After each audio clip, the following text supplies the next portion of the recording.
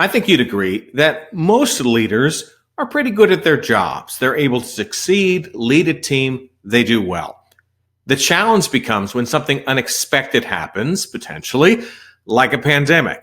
In those moments, often we learn that the leader is kind of a good times leader. They're able to do things well when everything is normal, calm, predictable.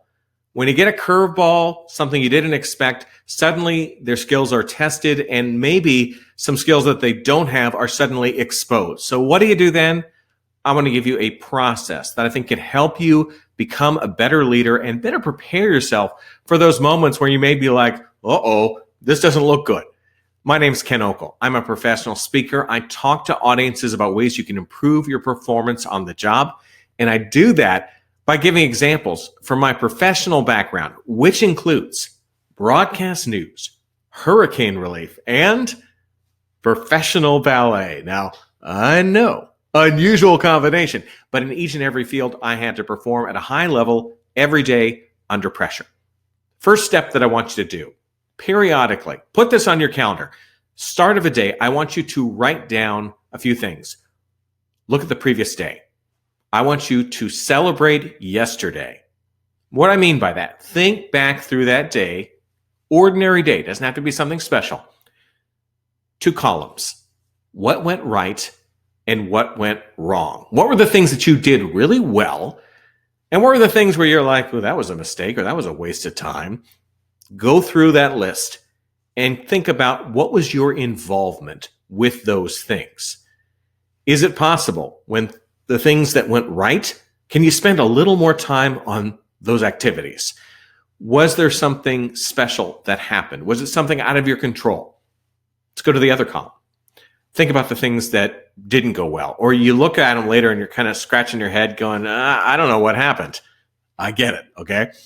We want to look at the good and the bad. So for those bad things, did it feel like you weren't contributing at a high level? Is that because maybe you don't have certain skills that maybe you needed in that situation? Was it because of something that was totally out of your control? Okay, those things are going to happen. It's really good to look at the things that went well and the things that didn't go well so that you can have an idea of where are you making the greatest difference. Because sometimes because of a habit or just because you're the boss, you're there, you're the leader, you take on a lot of tasks that may be outside of your expertise and maybe things that you shouldn't be doing too much. If you can evaluate your day and look at them, you may be able to decide, gee, I should probably pass this off to someone else who's better at it, or I should be spending more of my time on these things that help me make a difference. Ideally, you want to limit the bad stuff as much as possible. You've gone through your list. You've considered how that day went. Now I want you to make a commitment. Really commit to doing those activities where you think you can make a difference, or decide if something is not a strength, what can you do to become better at it? Maybe it involves some sort of additional training. Maybe you bring some other people on board to help you. Maybe your team is weak in an area, perhaps like customer service. You need to bring in an outside trainer to train up everyone.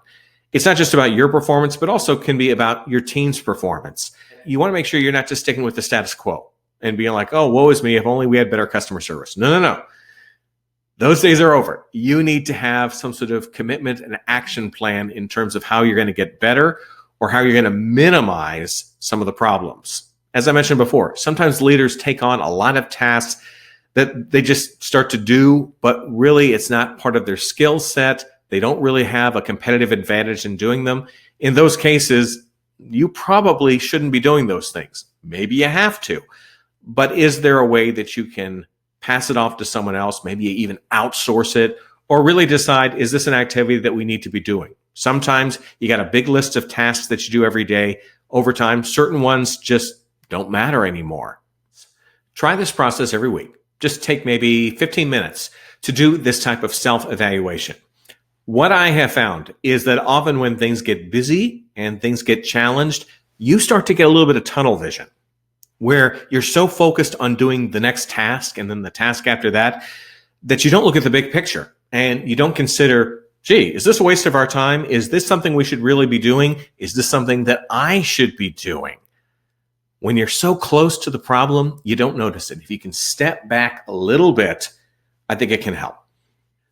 Keep in mind, your time is a valuable resource. You want to make sure that you are spending it in the right way, in the right places. You can be busy all day, and at the end of the day, you realize, gee, I didn't really accomplish anything. We want to avoid that situation, okay? Finally, I want to talk to you about what do you do on those days when nothing has gone right? It's been a failure in a lot of ways. Okay. Look through it. And is there one little thing that you can find that you can celebrate? Might be kind of hard. Let me give you a hint. Sometimes there are going to be days when nothing goes right. Business is bad. Not looking better down the road. Sometimes in those situations, simply making it through the day is a victory. I call it get to tomorrow. Success sometimes is about surviving a difficult day. And that's a concept that not every leader understands, but maybe you should embrace it. Maybe you should also share it with your team. Because during those frustrating days, you may be making progress, you may be improving, but nothing's going to change overnight. You got to stick with it for a while. So keep that task in mind. Just finding that one little nugget. Hope you've enjoyed this presentation. For more about me, go to my website, kenokel.com, just like my name. Shoot me an email. Do so at tvguy@kenokel.com. What's the deal with the email? A few years ago, when I worked in TV news, you'd go out for dinner. People would recognize you. They'd want to say hi, share a moment with you, but they wouldn't remember your name. So they would just yell out things like, "Hey, TV guy." Hence the email. I encourage you to connect with me on the social channels. If you send me a connection request on LinkedIn, please include a note where you're able to say where we first encountered one another, like in this presentation. That way, I know you're different from those people on LinkedIn who just want to sell me stuff and have no interest in learning anything more about me. Maybe you've encountered these folks. I hope you've enjoyed this presentation. Hang in there during those challenging times. Take a moment to evaluate yourself, your organization, so you can plan your next big step. I'm Ken Okel. Take care.